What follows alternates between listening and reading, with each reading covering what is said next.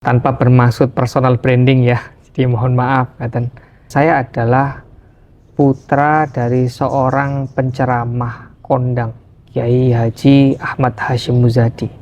Jadi saya tentu tidak berangkat dari titik nol. Titik baliknya adalah ketika saya masuk Gontor. Itu 2 tahun ya. Sebelum itu sudah ditanya ibu, kamu mau masuk kuliah umum, waktu itu misalnya seperti FK gitu. Apakah pengen jadi seperti bapak? Saya bilang, saya pengen seperti apa? Ya sudah, bismillah untuk bikin pesantren mahasiswa, tapi yang belum pernah belajar agama Islam. Ya udah punya ilmu ya tinggal dilaksanakan. Tapi yang nggak punya ilmu bagaimana? Dia akan menjadi pejabat, dia akan menjadi decision maker, dia akan menjadi bapak. Nah ini nggak pegangan agama, pegangan siapa? Pesan apa sebelum wafat? Waktu itu saya bilang, Pak, kita kan gak hidup selamanya. Bagaimana ya Pak? Melanjutkan pesantren ini bagaimana? Beliau itu pesan gitu. Biarkan pondok itu berkembang sesuai dengan kebutuhan dan takorubnya kepada Allah. Nggak usah dikarbit. Biar jalan aja. Jadi biar apa? Biar tumbuhnya pondok ini itu wajar. Karena kalau dikarbit cepat matang, cepat busuk. Assalamualaikum warahmatullahi wabarakatuh, Tribuners.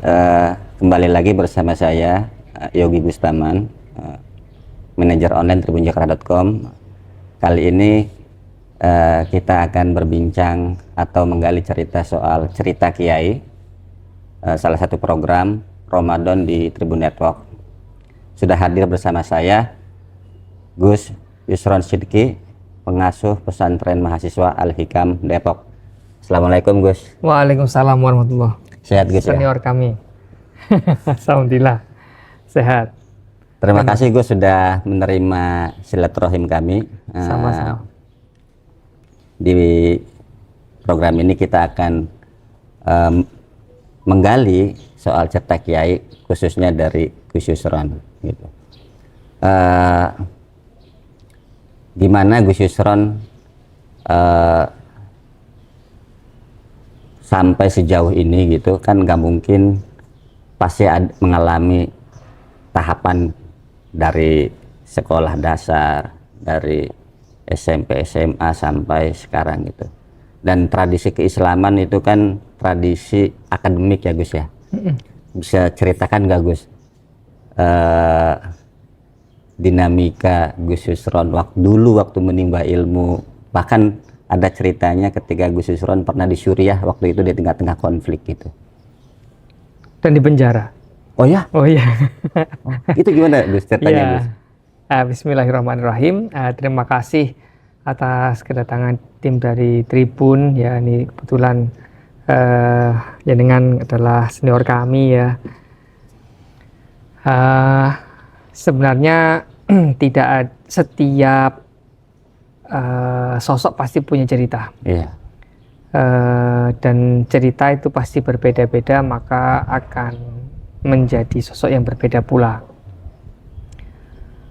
Tanpa bermaksud personal branding ya, jadi mohon maaf. Dan dulu ketika saya masih kecil, saya adalah putra dari seorang penceramah kondang,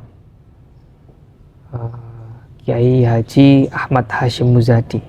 Jadi saya tentu tidak berangkat dari titik nol. Berbeda dengan ayah saya yang memang bukan anaknya Kiai, maka saya memiliki kisah yang berbeda dari ayah saya. Saya tumbuh di lingkungan pesantren. Jadi waktu pesantren Al-Hikam Malang itu dibangun, saya masih melihat bagaimana Abah masih nungguin masjid, kemudian santri-santri awal datang, kemudian ya pembangunan yang asrama pertama, asrama kedua, asrama ketiga dan seterusnya. Saya melihat perjalanan itu. Tentu berbeda dengan saya yang masuknya atau mulainya tidak dari awal, tapi ya dari sudah sangat dekat dengan dunia pesantren. Istilahnya saya besar di pesantren. Ketika saya besar di pesantren, ternyata pendidikan sekolah yang saya geluti sangat mempengaruhi pribadi. Ketika saya masih berada di madrasah ibtidaiyah, maka persinggungan saya dengan kegiatan agama cukup intens. Namun waktu itu ibu saya memindahkan ke SD kelas 4. Alasannya sederhana, karena Yusron tidak pernah belajar kok ranking 1. Nah, ternyata ketika digeser ke SD saya langsung ranking 14. Nah, kata ibu saya, berarti bukan kamu yang pinter gitu. Berarti lingkungannya yang kurang kompetitif. Ya, kira-kira bahasanya gitu. Oke, kamu sekarang waktu belajar lagi. Tapi perjalanan ini membuat intensitas kita terhadap agama, mau tidak mau, disadari atau tidak, pasti menurun. Nah, ketika intensitasnya turun, maka walaupun saya anaknya kiai, walaupun saya itu tinggal di pesantren, tapi kadang ya agama itu ya benar-benar seperti yang penting saya Islam, yang penting saya sholat, titik gitu. Tapi apakah agama ini layak diperjuangkan? Apa yang harus diperjuangkan dari agama ini? Apa yang harus menjadi pegangan hidup? Itu tidak saya dapatkan. Karena ayah sibuk, santri sibuk, ya saya sibuk dengan dunia akademik saya sendiri. Nah, titik baliknya adalah ketika saya masuk Gontor. Jadi saya sebelum masuk Gontor di usia SMA ya, itu dua tahun ya.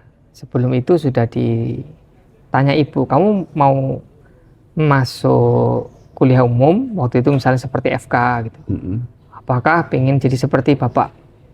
Saya bilang saya pengen seperti Abah. Kalau gitu sekarang waktunya kamu setiap akhir pekan ngaji ke Ustadz Munif namanya. Baik, saya ngaji dengan kakak saya berangkat. Ketika saya masuk Gontor, terus saya diajari banyak ilmu ya, kita kan belajar mahfudhot ya, pesan nasihat kehidupan, hasil dari pengalaman para ulama, orang-orang bijak. Kemudian kita baca hadis, baca tafsir. Loh, saya sadar ternyata agama ini luar biasa. Nah, di situ saya merasakan manfaat beragama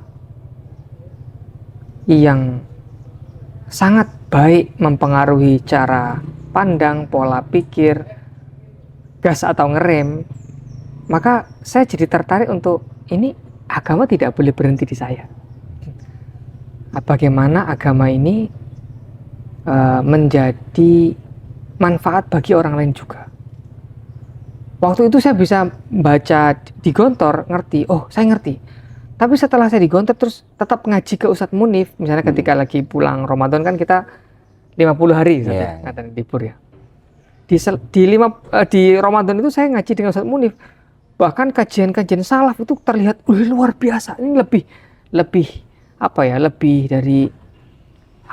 dari yang saya terima di Gontor. Di Gontor itu sudah bagus, tapi kok membuka khazanah keislaman lebih bagus lagi. Ini artinya pondok salaf dengan modern tidak harus menjadi dikotomis, tapi bisa menjadi komplementer. Nah, kemudian saya lulus dari Gontor, saya berangkat ke Suriah. Nah, ketika saya berangkat ke Suriah, saya mendapatkan bukan hanya ketemu ilmunya, saya ketemu orangnya. Dan saya Gus, kapan berangkat ke Suriah? 2006 akhir. 2006 akhir. Iya. Waktu itu alasannya kenapa ke Suriah gitu? Kan biasanya kalau santri-santri di Indonesia itu kan rujukannya kalau nggak ke Madinah, ke Kairo Mesir, sama ke tempat lain, misalkan di kawasan Maghribi gitu, termasuk pilihannya jatuh ke Suriah gitu. Ya. Nampaknya itu pilihan almarhum. Oh. Ya, almarhum Abah Hasim. Jadi beliau memilihkan karena di Mesir sudah terlalu banyak orang Indonesia. Jadi apa ya, rasa keilmuan Timur Tengahnya kurang lah gitu menurut beliau. Bukan kok buruk, tidak, tapi beliau nanti kamu ketemu kumpul sama orang Indonesia lagi gitu. Kan kepinginnya kumpul sama orang-orang apa namanya, dengan orang-orang yang di Timur Tengah gitu. Kemudian pilihannya adalah Suriah. Suriah itu saat itu ada dua tokoh ulama yang sangat terkenal di dunia. Namanya Profesor Dr. Said Ramadan Al-Buti dan Profesor Dr. Wahbah Zuhaili. Jadi saat itu menjadi apa ya? Menjadi bukan hanya kiblatnya para santri, tapi juga dihormati di dunia ulama internasional. Nampaknya Abah tertarik. Jadi dua tokoh tadi trademark pemikiran Islam ya? Iya, pemikiran Islam moderat saat itu. Menurut Abah Hasim Muzadi, Anda boleh setuju atau tidak, tapi Abah saya memandang seperti itu. Makanya Abah ingin ini saya disowankan ke Profesor Dr. Syekh Ramadan Said Al-Buti, disowankan ke rumahnya, mohon diterima jadi murid sama Prof. Wahbah Zuhaili. Prof, ini tolong anak saya titipkan, tolong diterima jadi murid. Langsung Abah sendiri yang sowan itu? Langsung sowan. Jadi saya diajak waktu itu, setahun sebelum saya meninggalkan Gontor, waktu pengabdian, awal pengabdian. Nah, disitulah pilihan kenapa Suriah. Ceritanya menarik, dari Gontor kemudian ke Suriah. Dan Abah langsung yang membawa jenengan ketemu dua ulama besar. Baik. Itu gimana ceritanya?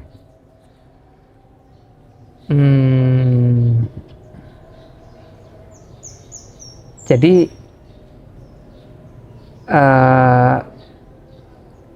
judulnya itu survei kampus. Jadi Abah itu ngajak saya itu waktu itu dengan beberapa tokoh ya, seperti Kiai Idris Marzuki, kemudian Kiai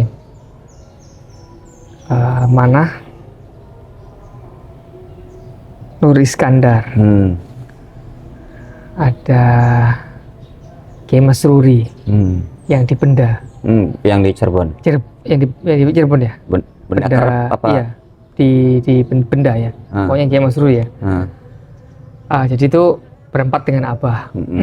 Jadi saya bertemu dengan para kiai itu untuk sowan itu para ulama-ulama.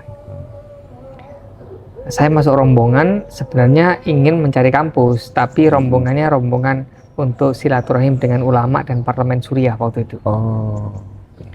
Apa punya agenda, saya diangkut istilahnya lah. Di situ saya mencari kampus, tapi juga dipertemukan dengan ulama-ulama. Nah, disitulah saya melihat Islam itu tidak hanya sebagai teori, tapi juga Islam itu sebagai sosok. Jadi kalau Islam sebagai teori, teorinya begini. Tapi melihat sosok orang yang alim, bersahaja, santun, kemudian yang ditimbang itu Allah itu senang apa tidak. Lalu saya ketemu wujudnya. Selama ini kita hanya ideal, ya, idenya Islam seperti ini. Tapi ini sudah termanifestasi di dalam seorang sosok. Nah, maka kalau kita datang ke rumahnya Syekh Wahbah itu, istrinya sudah ngantar sampai sebelum ruangan kita. Syekh Wahbah sendiri yang bawakan teh sama gelas sama jajan. Itu kalau di Indonesia itu sudah dianggap kualat. Tapi kalau di sana enggak, kiai-kiai itu egaliter. Jadi Syekh Wahbah Zuhaili ini langsung membawakan makanan dan minuman. nampan isi teh sama makanan. Makanan Buat dirinya apa buat buat tamu. tamu? Iya. Waktu itu buat saya. Bahkan saya diambilkan gelas. Yusron, ini gelas. Tidak ada orang yang pernah minum dari gelas ini kecuali saya. Hari ini kami pakai. Jadi apa ya? Apa namanya? Kita tuh begini ya, akhlak ulama itu. Gus, sebentar Gus. Iya. Momennya waktu itu apa? Silaturahmi ke Syekh Wahbah Zuhaili dengan rombongan atau gimana? Kalau sampai Syekh Wahbah Zuhaili membawakan langsung gelas dan teh gitu. memang kan budaya Arab begitu. Oke. Perempuan kan tidak keluar ke ruang tamu. Oke. Ya, jadi laki-laki lah yang masuk. Kalau nggak ada anak-anak, maka yang keluar adalah beliaunya langsung. Oke. Dr. Ajaj Khotib yang terkenal itu seorang pakar ilmu hadis di Suriah itu juga pernah melakukan yang sama.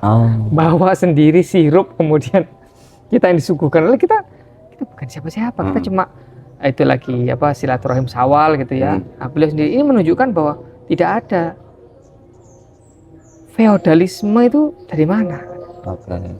Ya, kita memuliakan para ulama karena mereka memuliakan kita terlebih dahulu. Setidaknya tidak memuliakan kita dengan makanan, mereka memuliakan kami dengan ilmu.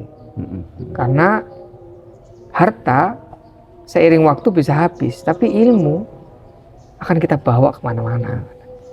Itu waktu itu sendiri, jenengan sendiri apa ada rombongan? Kalau yang waktu dengan Abah Hasim kan bareng-bareng kan sama kiai-kiai rombongan 10 orang waktu. Oke, 10 orang.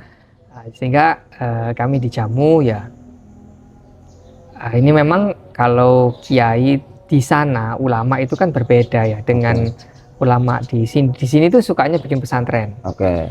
Tapi kalau ulama di sana itu menghidupkan majelis. Sehingga kalau di sini makanya kalau para di sini kan orang-orang tokoh dari keturunan-keturunan Yaman ya, biasa disebut dengan habaib ya. Itu kan sukanya majelis taklim, ya seperti itu. Iya. Jadi menghidupkan supaya masjid itu rame. Oke. Nah, tapi kalau kiai kan perawatan, jadi ya masjidnya itu di dalam pesantren. Nah, biasanya tidak terlalu intens dengan masyarakat. Tapi kalau di Suriah itu gayanya ya menghidupkan majelis taklim. Yang indah waktu hidup di sana adalah kita memang tetap kuliah, tapi kita punya pendamping ilmu di majelis-majelis di masjid. Jadi misalnya saya kawin belajar ilmu nahwu, ingin belajar ilmu akidah, kitab apa begitu ya, itu bisa dicek. Kitab ini di masjid ini, wah ini jadwalnya nggak cocok. Kita bisa cek di masjid lain sebelah sana itu ada kitab ini, tapi hari yang kita bisa. Itu seperti kota santri. Jadi tidak seperti kuliah yang kalau sudah lewat ya udah gitu ya. Jadi Suriah itu seperti kota santri, sehingga kita yang tentukan materinya, kita tentukan kapan yang belajarnya, di masjid siapa, syekhnya siapa, kita bisa atur. Ini nggak ada nih, nggak ketemu jadwalnya, kita bisa pindah. Tradisi majelis di Suriah itu apakah bisa dijumpai di semua masjid yang ada di Suriah? Hampir semua masjid. Jadi setiap masjid itu ada pengampunya ya, ada mentornya gitu. Ada mentornya. Jadi inilah bagusnya, sisi positifnya adalah masjidnya ramai dengan para santri-santri, apalagi dari Asia Tenggara. Itu banyak sekali. Malaysia, Indonesia, gitu ya, kemudian Singapura. Tadi kan Abah sendiri yang bawa Gus Yusron ketemu Syekh Buti sama Syekh Wahbah Zuhaili ya. Kemudian kuliah juga. Kalau majelis lebih banyak di mana Gus? Dan kuliah kemana gitu? Kalau kuliah saya kan lulusnya di Abu Nur Kuftaro.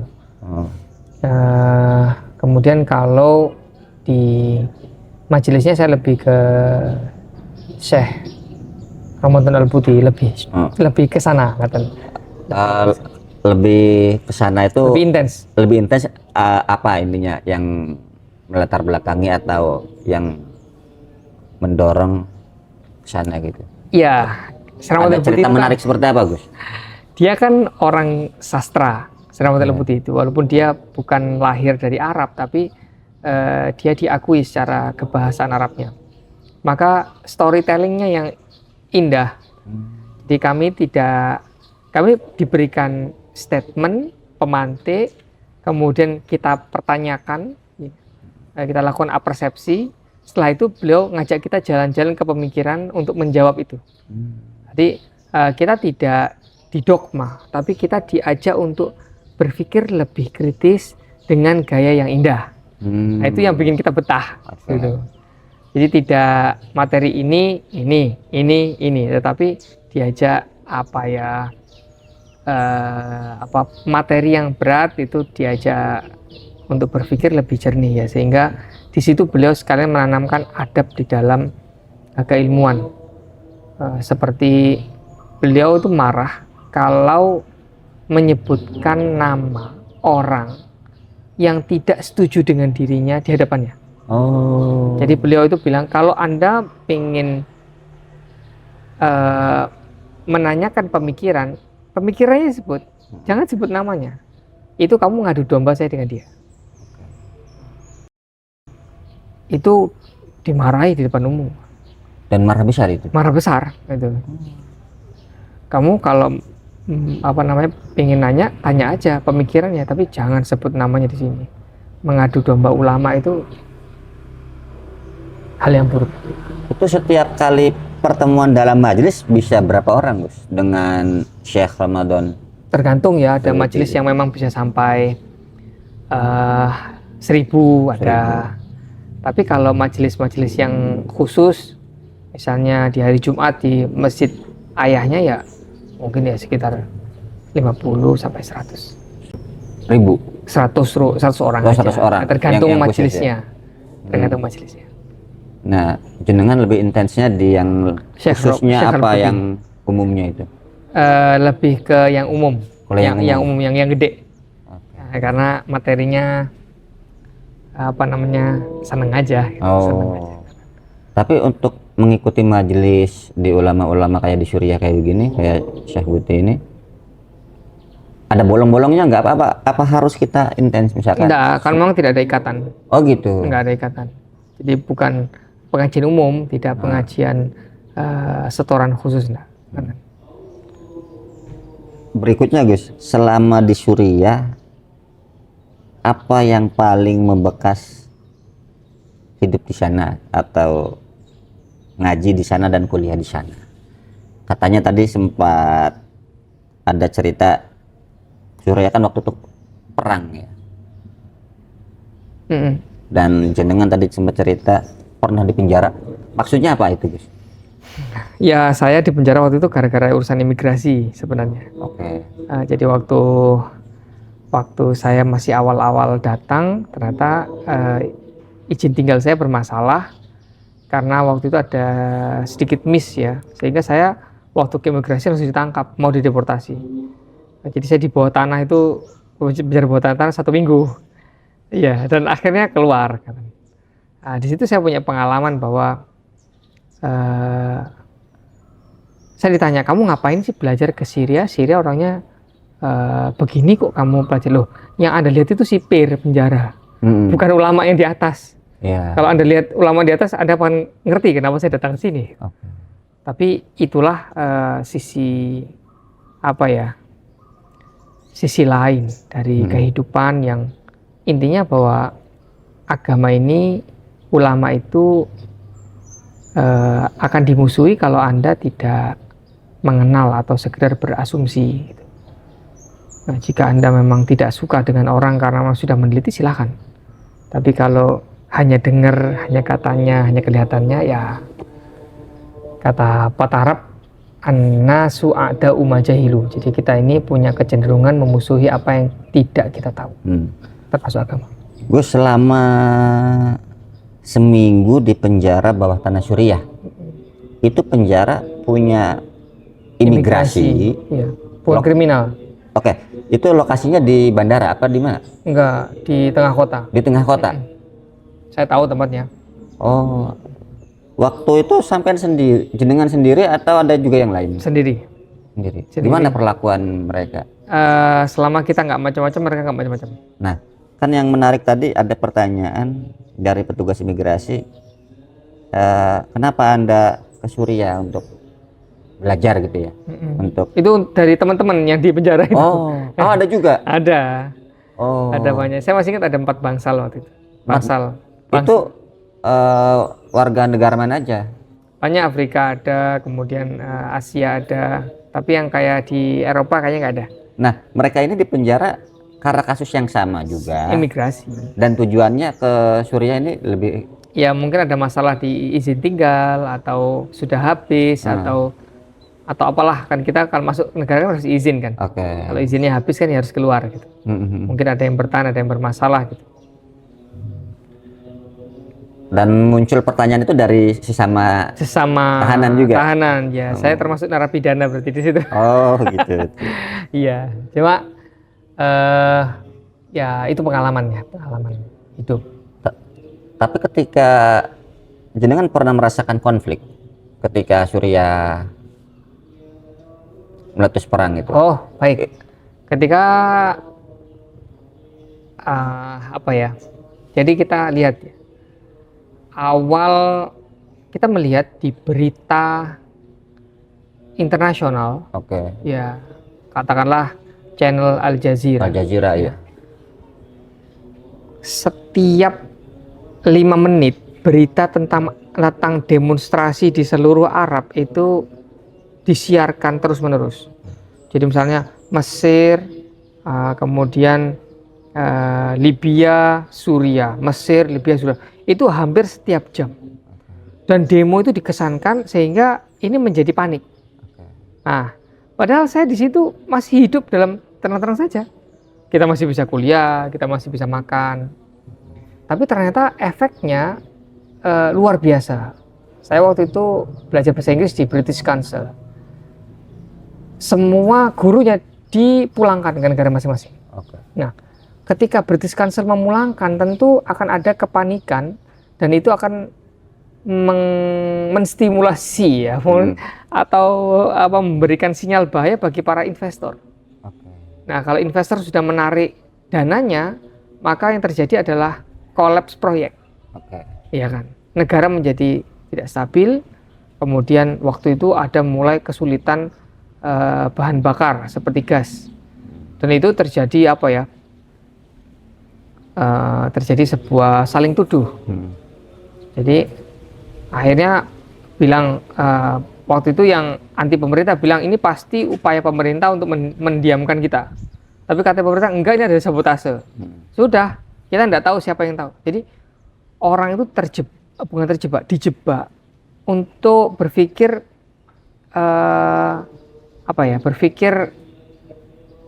dilema ya, kayak dilema fallacy namanya. Kalau nggak A, kamu berarti B. Kalau B ya kalau nggak B berarti A. Ini bukan saya melakukan kok. Berarti ini pemerintah nih, katanya yang anti pemerintah. Kata pemerintah, loh, kami nggak melakukan kok. Ini pasti dari kamu. Lah kita lupa bahwasanya ada banyak orang kedua, ketiga, keempat, dan kelima. Pihak lain. Namanya polarisasi. Nah, itu saya belajar. Oh, ini caranya untuk membuat melancarkan propaganda, dan caranya seperti ketika kan masih bisa tidur nyenyak itu di TV internasional itu beritanya seolah-olah ya penggiringan opini bahwa Timur Tengah genting. Saya masih bisa makan enak, masih bisa tidur nyenyak. Kapan suasana makan enak, tidur nyenyak berubah drastis atau berubah 180 derajat? Ketika sudah mulai terjadi konflik. Jadi kita alami ya,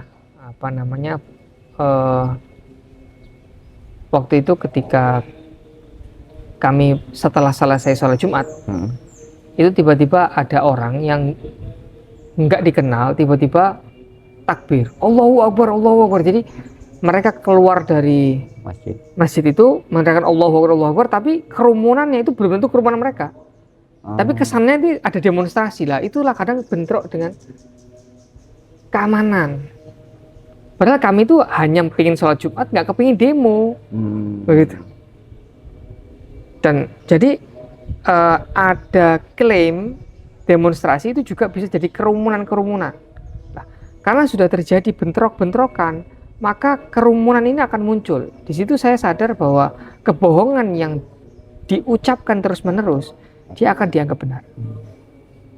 Nah, disinilah pentingnya peran ulama saat itu, bahwa ulama, saya masih ingat Syekh almarhum Syekh Rajab Dib pulang dari pengajian beliau kan 4.000 ya. Itu kan enak banget untuk dijadikan klaim gitu ya. Yang cinta sama saya setelah ini tidak usah kemana-mana, langsung pulang ke rumah, jangan mampir. Karena ini para muridnya patuh itu, dari semuanya langsung sudah tidak ada yang kemana, tidak ada yang mampir, semua langsung pulang ke rumah. Itu untuk meminimalisir tadi itu apa kerumunan tadi ya. Kerumunan gitu ya.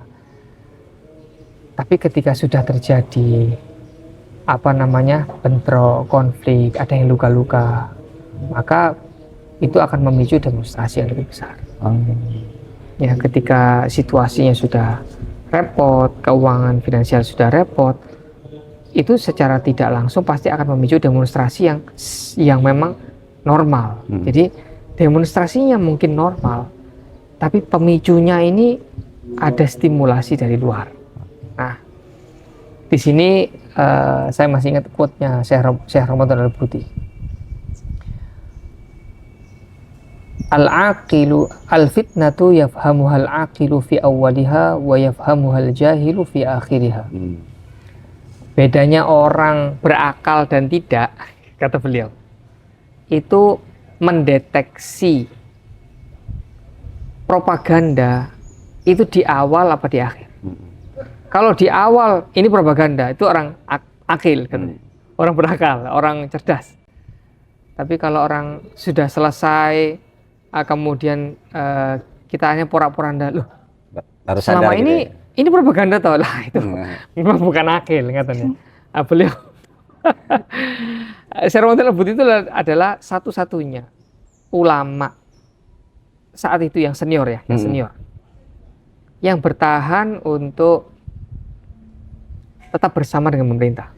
Tetap bertahan sama pemerintah. Iya, artinya bukan bersama pemerintah. Mohon maaf, sorry. Satu-satunya ulama yang tidak mau memusuhi pemerintah. Berbeda nih, beda nih. Beda nih. Okay. Jadi bukan bersama pemerintah ya, tapi tidak mau memusuhi pemerintah. Ini berbeda. Nah, beliau taruh standing position sehingga waktu itu saya bertemu Syekh Zuhaili, Yusron. Saya 40 tahun itu tidak pernah beda pendapat dengan Syekh Al-Buti kecuali ini, katanya. Semua ulama itu sudah tidak ada di barisan pemerintah. Kita sudah mau melawan pemerintah, kok kamu masih enggak? Saya tetap mau seperti ini. Tapi beliau itu yang saya sebut sosok itu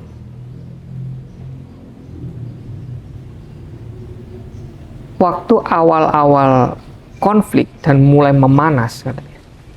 Tapi jalan masih aman. Beliau muncul di TV, beliau bilang, saya sebutkan ya, ada sebuah hadis dari Nabi SAW tentang fitnah. Jadi beliau menjelaskan, kata Nabi, siapa yang kelak nanti man kharaja ummati ala ummati yadribu barruha fa fajira wa la yatahasha an mu'miniha.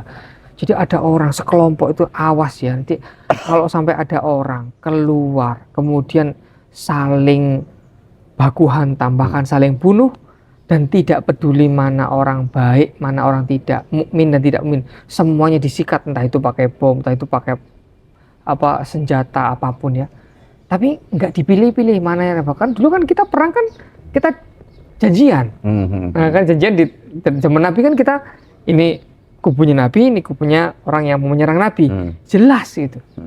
Niatnya sudah jelas, tapi kalau bahkan ketika ada orang mengatakan asyhadu alla ilaha illallah, langsung oh ini berhenti dari perang, nggak boleh bunuh. Jadi ada punya etika. Tapi kalau dalam peperangan modern ini kadang orang tuh lupa kita punya etika dalam berperang. Nah, itu katanya Nabi, kalau sudah seperti itu, kamu yadribu barroha wa fajiroha. Orang baik, orang buruk kamu sikat, kemudian kamu tidak pilih-pilih mana orang mukmin dan tidak, semuanya kamu habisi, pokoknya dia keluar. Maka kalau mata dia mati, itu mata mitatan jahiliyah, dia matinya jahiliyah. Itu beliau bilang begitu. Langsung berpengaruh ya. Waktu awal-awal itu ya. Di situ saya melihat sosok yang lain, tapi kesaksian dari Habib Ali Jufri tahun 2009, beliau bersaksi. Ketika kita duduk, saya dengan Syekh Muhammad Al-Buti duduk di hadapan parlemen dan Presiden Bashar Assad. Itu Syekh Muhammad Al-Buti itu berkata sangat keras terhadap pemerintah, terhadap presiden, tapi giliran ketemu rakyat, tenang. Ini tentu berbeda dengan yang di luar dia demo, ya. Ketika ketemu pemerintah ada dealnya, kan berarti ini kan nggak tulus ya. Sehingga ketika Syekh Muhammad Al-Buti menunjukkan hal seperti itu, jadi saya tahu beliau itu nggak nyari apa-apa. Menjadi people hero juga tidak, dituduh penjilat dia, dituduh anjing pemerintah, bukunya dibakar dan sebagainya. Tapi di dalam pemerintah dia dianggap orang ini mendekati oposisi. Nah, beliau cari apa di masyarakat? Kemudian dia dituduh sebagai anjing pemerintah. Tapi di depan pemerintah dia dituduh dia belum tentu sepakat dengan kita. Dalam wawancara terakhir sebelum beliau wafat, akhirnya kena efek bom bunuh diri waktu itu ya. Tapi beliau kena hentakannya. Oh, kena itunya apa ya? Ledakan apa namanya? Wave-nya, shock wave-nya. Oke. Itu di mana? Di Masjid Iman, Jami Iman namanya. Masjidnya di beliau? Damaskus. Tempatnya beliau ngajar yang saya sering datang sana. Oh, ada pelaku peledakan bunuh diri gitu. Ya, meninggal dia. Nah, kemudian pelakunya. Nah, kemudian sebelum itu beliau wawancara. Beliau menjelaskan kenapa saya ini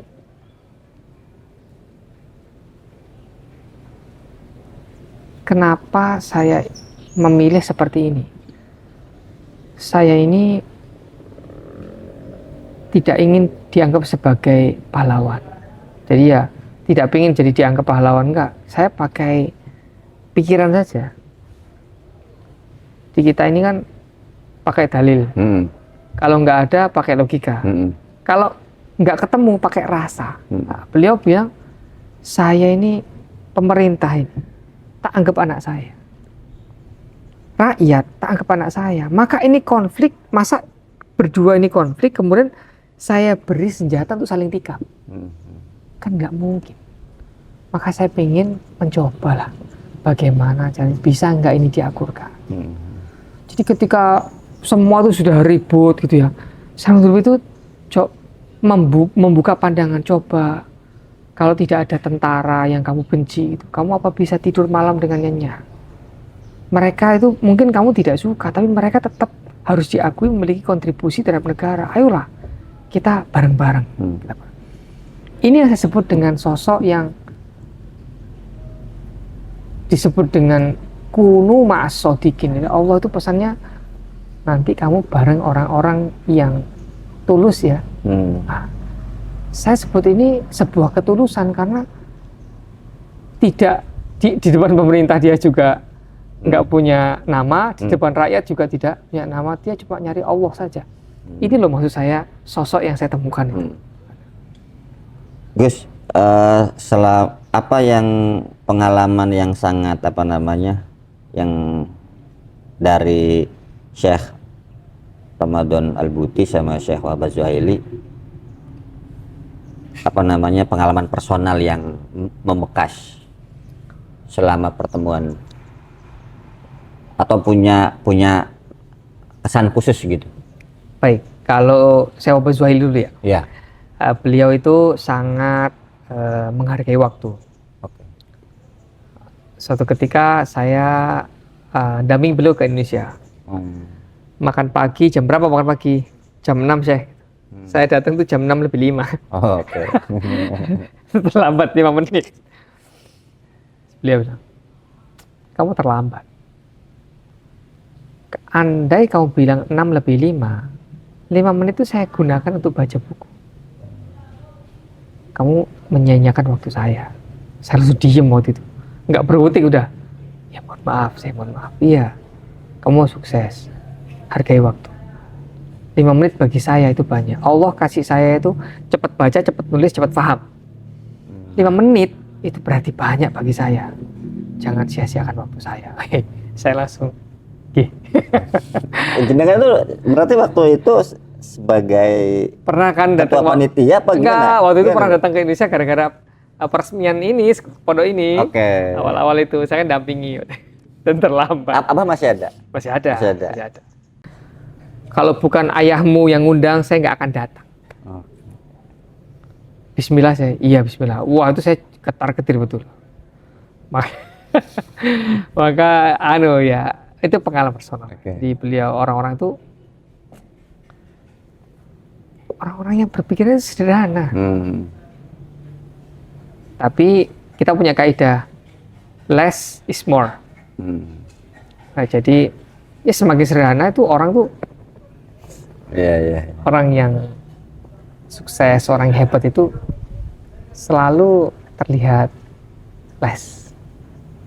Nah, berikutnya dengan Syekh Ramadan Al-Buti ini. Syekh Ramadan Al-Buti, ya waktu saya mendengar beliau wafat itu saya nangis yang seperti kehilangan bapak saya sendiri. Entah kenapa. Saya bangun, buka HP, Inna Lillahi wa Inna Ilaihi Raji'un, kemudian tersebar, waduh. Dan saya lihat bahwa beliau itu meninggal ketika majelis tafsir Quran. Entah kenapa saya terpukul sekali. Dan setelah 4 bulan lah ya, setelah itu ya, 3 bulan 4 bulan, itu saya ngimpi ketemu beliau. Waktu itu kami ingin buat bagaimana kita, sama Abah Yusran kita bikin yuk apa ya majelis untuk mengenang beliau. Karena sibuk gak jadi. Ditagih saya dalam mimpi. Kamu katanya mau memperingati saya. Wah, saya bangun langsung, ayo kita bikin khotbah Quran itu. Itu posisi jenengan udah di sini ya? Sudah di sini. Dari sini. Iya kan saya sudah lulus gitu. Oke.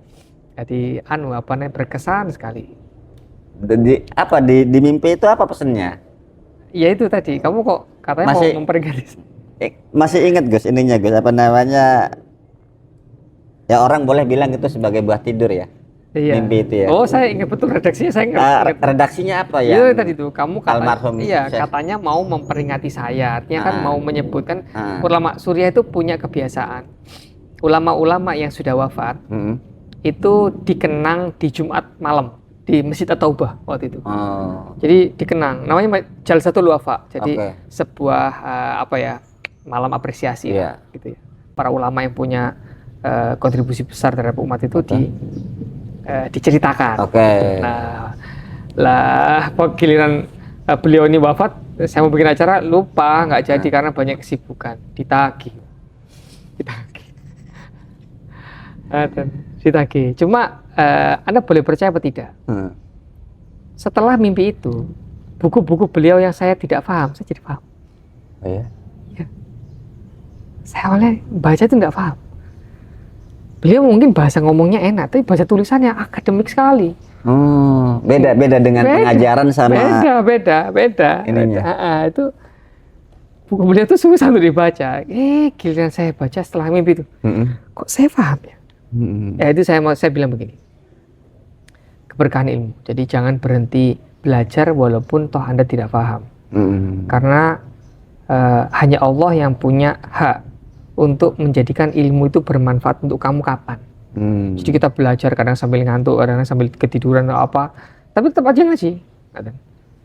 Terus tiba-tiba kadang-kadang kita ditanya oleh mahasiswa, tanya, kok bisa jawab? Ya mungkin karena waktu kita ketiduran itu. Iya. Ilmu itu masuk, cuma belum bermanfaat aja. Oke. Tapi itu untuk Jalsatul Wafat sebelumnya udah yang terucap dari Abah sendiri apa dari jenengan untuk Abah sama Abah waktu itu. Oh, Abah duluan yang Iya, ayo ngucapin kita gitu. buatnya, ayo gitu. kita buat. Tapi karena kesibukan beliau sudah tidak sempat. Tapi yang ditagih saya. Tapi jenengan menyanggupi gitu, cuman Iya. belum terrealisasi aja. Betul. Oh. Yang menyanggupi duluan itu malah FPI, Oh. Habib Rizik waktu itu. Beliau bikin majelis, saya datang lah. Kemudian kata Habib Rizik, ini muridnya nih, katanya.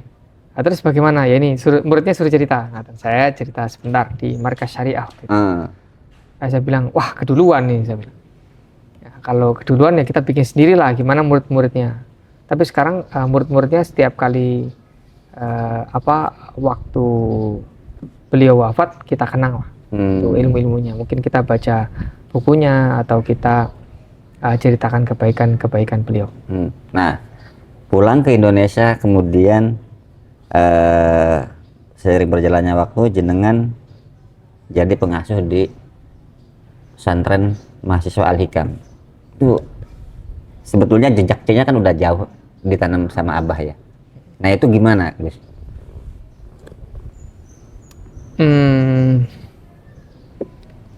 Jadi untuk kegiatan yang ada di pesantren ya, Abah itu buat pesantren, tapi urusannya dipasrahkan ke para ustadz secara teknis. Oke. Ya dilepas gitu aja, sudah silahkan nanti nanti beliau memberikan arahan secara garis besar, tapi untuk teknisnya silahkan dikerjakan. Nanti kalau ada catatan saya akan memberikan arahan.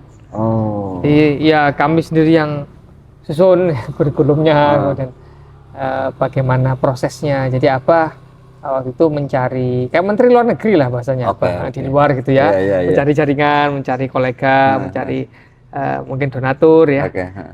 Tapi kami yang di sini ya menerima santri, merawat. Gitu. Gus, ini pesantren kan banyak mahasiswanya ya. Bisa dijelaskan Gus, pesantren mahasiswa Al-Hikam ini santrinya dari mana aja? Ada perbedaan nggak ketika Abah masih hidup sama sekarang jenengan lanjutkan gitu dari visi misi gitu?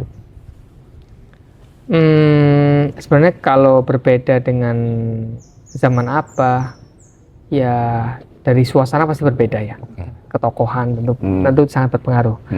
Kan tadi saya bilang bahwa agama ini umpama bisa turun Quran doang tanpa Nabi misalnya, ya Allah pasti turunkan Quran aja. Tapi kan diturunkan lewat Nabi, berarti kan ada sosok yang merepresentasikan Islam. Maka kalau ada tokoh wafat, ya berarti kita harus merasa kehilangan karena representasinya hilang. Hanya yang saya tidak berhenti pada wafatnya Abah. Waktu Abah wafat, kami langsung berpikir bagaimana pondok ini tidak boleh mati. Karena Abah dulu bilang tidak boleh pondok ini seumur pendirinya. Jadi setelah Abah wafat, daripada kita larut dalam kesedihan, kita langsung ambil estafet. Ya, jadi tidak kemudian ya tentu kita bersedih ya. Tapi untuk menguatkan saya itu menguatkan diri. Abah ini rasanya lagi berangkat aja ngaji kemana tapi belum pulang. Itu saya bangun dalam diri saya sehingga saya tidak larut dalam kesedihan. Ini gimana nih? Yuk kita lakukan sebagaimana dulu Abah meninggalkan kita waktu ngaji, waktu keluar kota, keluar negeri. Seperti itu. Nah, kemudian kita tetap kelola pondok ini sebagaimana dulu kita kelola. Kita harus berjuang sebagaimana dulu kita berjuang. Nah, kita coba belajar ikhlas sebagaimana dulu kita juga belajar ikhlas. Dianggapannya seperti apa? Sedang keluar kota aja. Nah, sejak awal memang namanya pesantren mahasiswa Al-Hikam gitu. Iya, sejak awal memang pesantren mahasiswa. Apa yang ingin Gus, filosofi pendidikan yang dibangun atau goalnya atau apanya gitu? Sesuai istikharah dari Kiai Anwar di Murulawang, Mm-mm. Abah Hasyim Muzadi membuat pesantren mahasiswa. Oke. Mahasiswa ini adalah masa krusial. Orang-orang nyebutnya masa life quarter crisis. Oke. Ya 18 sampai sekitar 22 ya. Mm-mm. Masa-masa namanya dewasa muda. Mm-mm. Dibilang dewasa belum, remaja udah lewat. Iya, iya, iya. Nah, dia kadang-kadang mengalami krisis identitas di situ. Oke. Nah, ini siapa yang megang? Nanti kita didik baik dari sampai SMA, pas krisis nanti kemudian dilepas ikut orang lain, nggak sholat, ya nggak mau puasa. Bagaimana? Akhirnya ya sudah, Bismillah untuk bikin pesantren mahasiswa, tapi yang belum pernah belajar agama Islam. Waktu itu Abah tidak menerima mahasiswa dari UIN. UIN Ciputat. UIN Malang. Oh, UIN Malang. Ya, itu namanya kan YIN. Iya, iya, iya, iya. Nggak diterima. Yang Brawijaya, IKIP Oh, gitu. yang umum ya? Umum. Umum. Ya udah punya ilmu ya tinggal dilaksanakan. Tapi yang nggak punya ilmu bagaimana? Dia akan menjadi pejabat, dia akan menjadi decision maker, dia akan menjadi bapak. Nah ini nggak pegangan agama, pegangan siapa? Artinya mahasiswa yang diterima itu yang sama sekali nggak pernah mondok gitu. Kan ada juga yang umum sebelumnya, tapi sebelumnya pernah mondok gitu. Yang diterima yang nggak pernah mondok sama Iya, sekali. nggak pernah mondok. Oh. Karena kan pesan dari Nabi, fal yuballigh minkum syahidal ghaibah. Fal yuballigh minkum syahidul ghaibah. Jadi yang hadir tolong sampaikan yang nggak hadir. Maksudnya yang dengar sampaikan kepada yang nggak dengar. Loh kalau mereka sudah di YIN, nah terus nggak mondok ya nggak apa-apa, kan mereka sudah dengar. Iya. Lah kalau sudah dengar nggak dilakukan, lah kan tanggung jawab sendiri. Iya. Tapi kalau orang nggak pernah dengar terus keliru, ya kan memang nggak ada yang menyampaikan. Oke. Nah, jadi memang segmentasinya itu. Jadi tidak harus dibandingkan dengan pondok yang lain. Pondok ini lebih bagus nggak? Karena kita punya segmentasi berbeda. Itu yang awal pertimbangan yang untuk Al-Hikam di Malang ya, Gus. Kemudian ke yang di Depok ini beda. Apa ininya? Apa namanya? Kalau di Depok sini awalnya saja memang ada pesantren mahasiswa seperti itu. Oke. Tapi Abah memulai pondok ini dari Hufadzul Quran. Abah itu senang sama Hafizul Quran. Oke. Tapi kalau ini beliau bilang di Timur Tengah itu ulama ya hafid ya ulama. Oke. Tapi kalau yang di Indonesia ini waktu itu Abah bilang jarang yang bisa seperti itu. Kebanyakan kalau ulama nggak hafid. Tapi kalau hafid nggak jadi ulama. Mungkin dipertimbangkan sama Abah. Lebih enak mana? Menghafidkan ulama atau mengulamakan para hufad? Kayaknya enak yang kedua. Karena hufatnya masih muda gitu ya. Nah, kemudian ini diulamakan. Maka di sini dikumpulkan waktu itu 40 santri yang sudah selesai menghafal Al-Quran, terus dididik. Nanti tahun kelimanya dikirim ke pelosok, magang lah di bawah kiai gitu istilahnya, magang istilahnya. Khidmah, mengabdi di pelosok, di Aceh, di Medan, di mana itu di Konawe, Merauke, Meranti. Jadi pokoknya yang di pojok-pojok. Itu yang menentukan dari pondok. Dari pondok. Berarti mahasiswa di sini nyantri sekaligus kuliah juga apa gimana? Ya, yang sekolah tingginya. Sekolah tingginya. Kuliatul Quran namanya. Oke. Tapi kalau yang pesantren mahasiswa sama, Naui, daripada ngekos, tinggal di sini. Oh, ya. mahasiswa UI banyak juga di sini? Ada. Oh, ada. Jadi di sini tuh nyantri sama kuliah gitu. Sama kuliah. Itu beda kurikulumnya. Beda. Kan mereka kan kuliahnya di luar, nyantrinya di dalam. Tapi harus asrama di sini. Harus asrama di sini. Berapa ini, Gus? Di bawah 100 kayaknya. 80-an. Mahasiswa-mahasiswi itu. Iya, mahasiswa-mahasiswi. Di bawah 100. Di bawah 100. Tapi kalau yang hafidoh itu totalnya 160-an. Oh, yang sekolah tinggi ilmu Kuliatul Quran. Kuliatul Qurannya itu khusus ya? Iya. Tapi kan itu bukan hal yang wah gitu. Tadi memang tadi ya tentang sosok kiai, bahwa kiai itu macam-macam. Ada kiai ulama, memang orang alim saja, senang ngajar.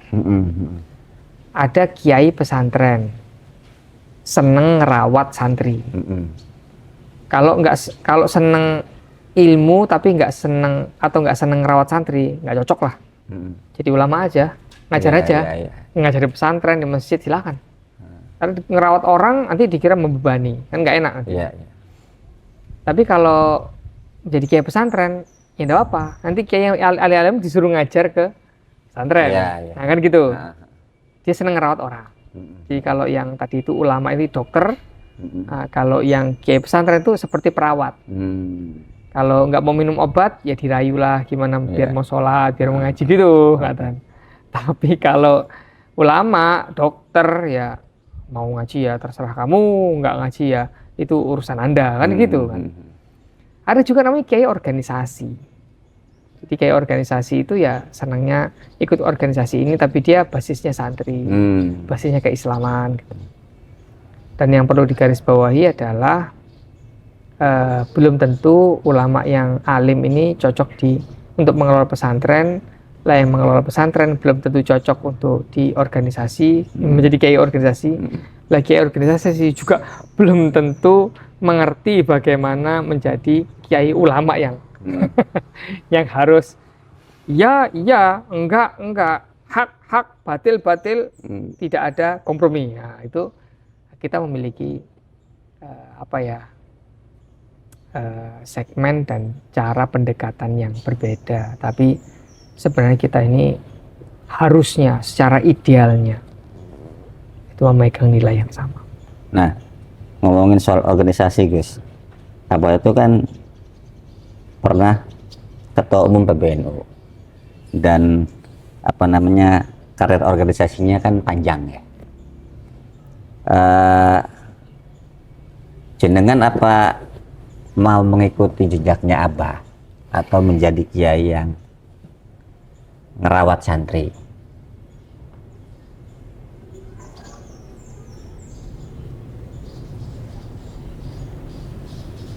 Saya ikut Abah itu bukan sekedar ikut di pesantrennya atau organisasinya. Sebelum Abah itu memantapkan diri untuk mengelola pesantren, Abah itu ikut kiainya dulu dan sering ikut istikharahnya. Jadi sekarang saya ikut istikharah kiai saya. Dan itu juga termasuk kiainya Abah. Beliau masih hidup, maka kalau ngelola pesantren ya nanti diarahkan beliau. Kalau ikut organisasi atau keluar dari organisasi atau berhenti dari organisasi ya terserah beliau. Jadi ya ini waktunya begini, ini waktunya umpamanya disuruh berhenti ya saya harus mau. Gitu. Karena dulu Abah itu juga sama. Abah itu dulu masuk DPR disuruh kiainya, dan saat berhenti dari DPR itu disuruh kiainya. Jadi ya, lah itu sisi Abah yang jarang terekspos. Jadi bukan sekedar iya apa tidak, masuk apa tidak, ini atau itu, tapi bagaimana hasil dari istikharah itu untuk kehidupan kita. Nah, ini pertanyaan terakhir mungkin yang paling penting, Gus ya. Tadi kan ada kita ngomongin soal menghormati guru, termasuk istikharahnya gitu. Nah, korelasinya tantangan sekarang gitu, khususnya ke jenengan di pesantren Al-Hikam ini, kita tahu semua kan sekarang tren dengan Gen Z, sikapnya dan segala macamnya gitu. Apa Gus intinya, Gus, treatmentnya untuk membuat santri-santri khususnya mahasiswa yang besar di zaman sekarang yang terkenal dengan Gen Z mau belajarnya sungguh-sungguh, ihtiraman kepada kiainya, kepada pengasuhnya, kemudian dan itu menjadi karakter buat masa depannya gitu. Ada ini nggak Gus, treatment khusus Gus?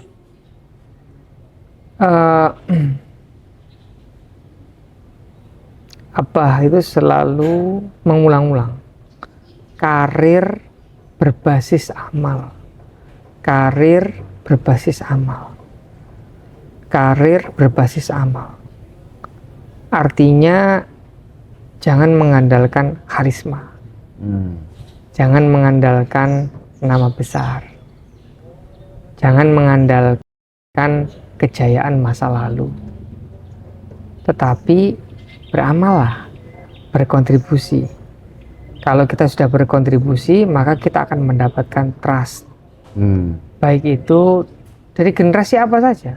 Mau dia generasi milenial, mau dia generasi Gen Z, generasi Alpha. Mereka akan melihat itu. Allah selalu bilang, wa qul ya'malu fasayarallahu amalakum wa rasuluhu wal mu'minun. Sering sekali beliau itu. Udah amal aja dulu, nanti dilihat Allah, dilihat Rasul, lama dilihat orang beriman. Terus, ya berarti nanti ada trust. Ya. Nah, sehingga pesantren jangan mengandalkan kejayaan masa lalu seperti saya, Abah Hasyim Muzadi dulu ya. Kemudian saya mengandalkan karisma beliau. Abah Hasyim Muzadi dulu itu dipatuhi. Masa kamu nggak patuh sama saya? Itu mengandalkan karisma. Tak terwariskan karisma. Nggak bisa ditiru juga. Tapi kalau amal, itu kan bisa ditiru. Oh ini dulu bapak begini, saya ikut yang memungkinkan. Tapi saya juga mikir-mikir Pak Ustadz, katanya. Kadang-kadang Gus sama nggak bikin statement apa? Ya kan dulu Abah kalau ada apa-apa itu bikin statement. Abah waktu itu usianya 74 tahun bikin statement.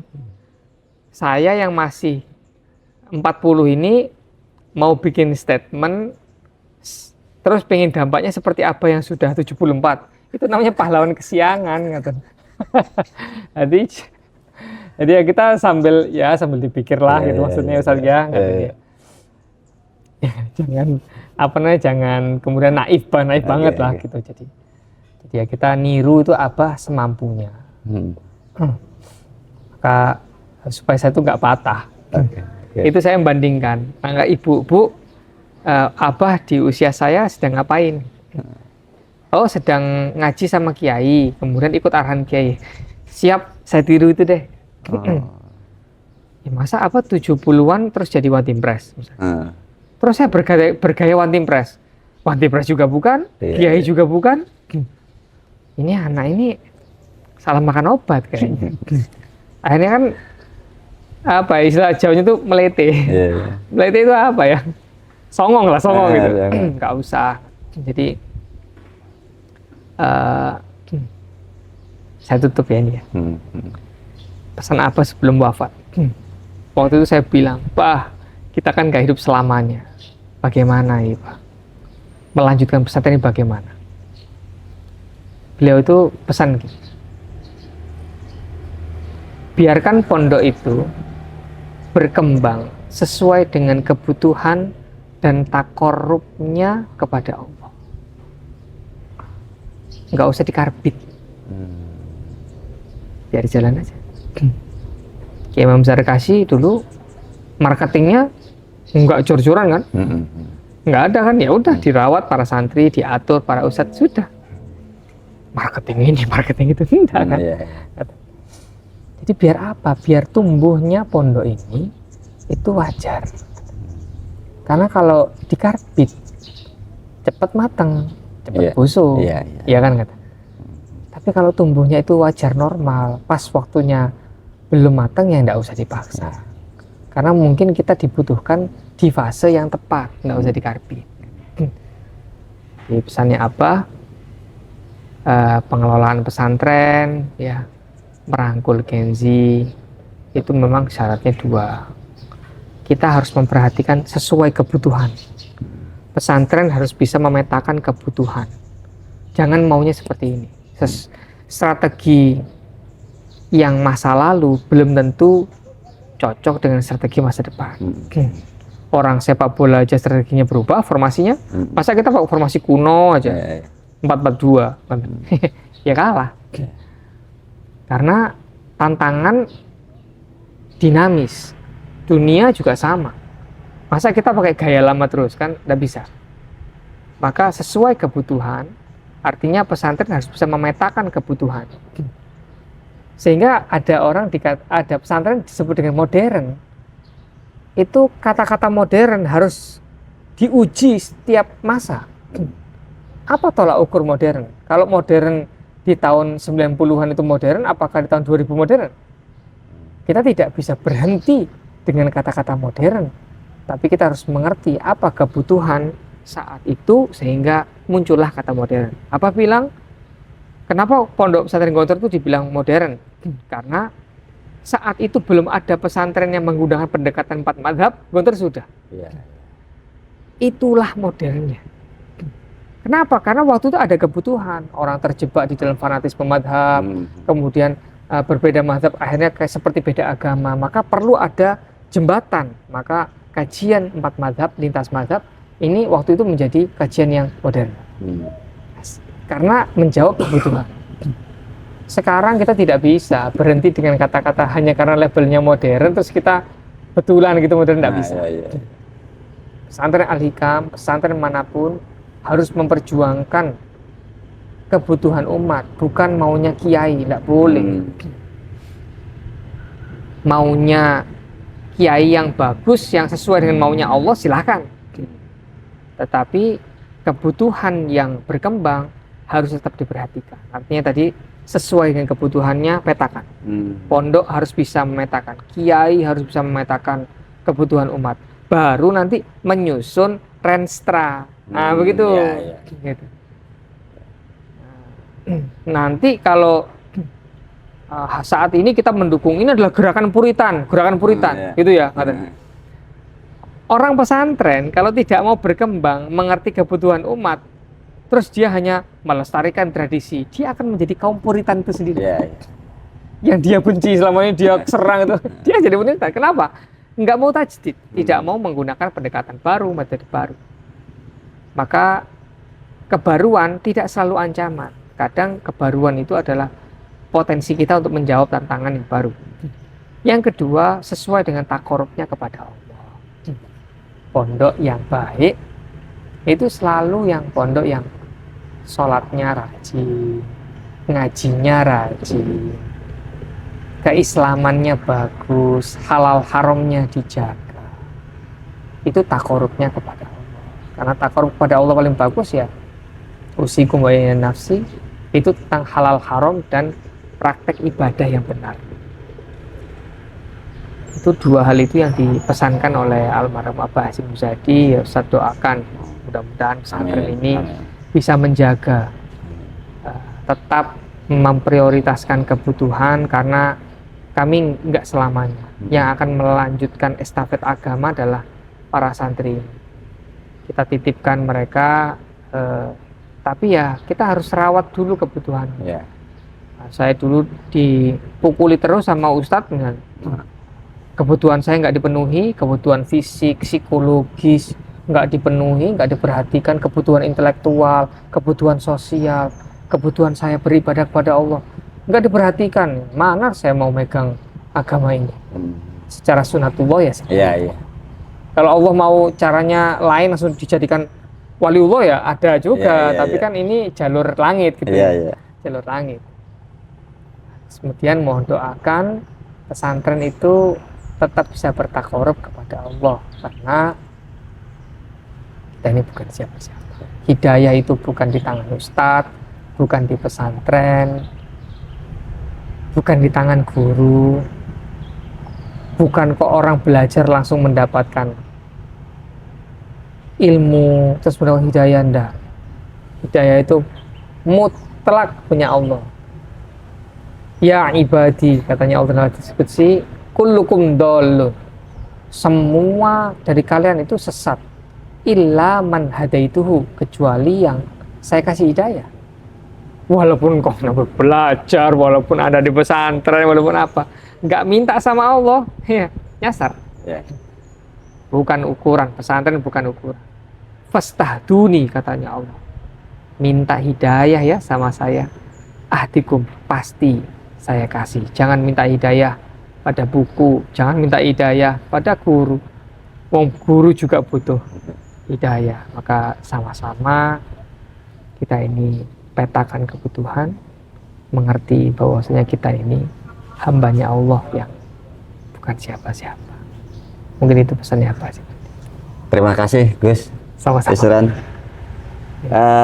Demikian Tribuners, bincang kita dalam program Cerita Kiai dengan Gus Yusron, pengasuh pesantren mahasiswa Al-Hikam Depok. Sampai ketemu di lain kesempatan. Billahi taufiq wal hidayah. Wassalamualaikum warahmatullahi wabarakatuh. Waalaikumsalam warahmatullahi wabarakatuh. Download Tribun X sekarang. Menghadirkan lokal menjadi Indonesia.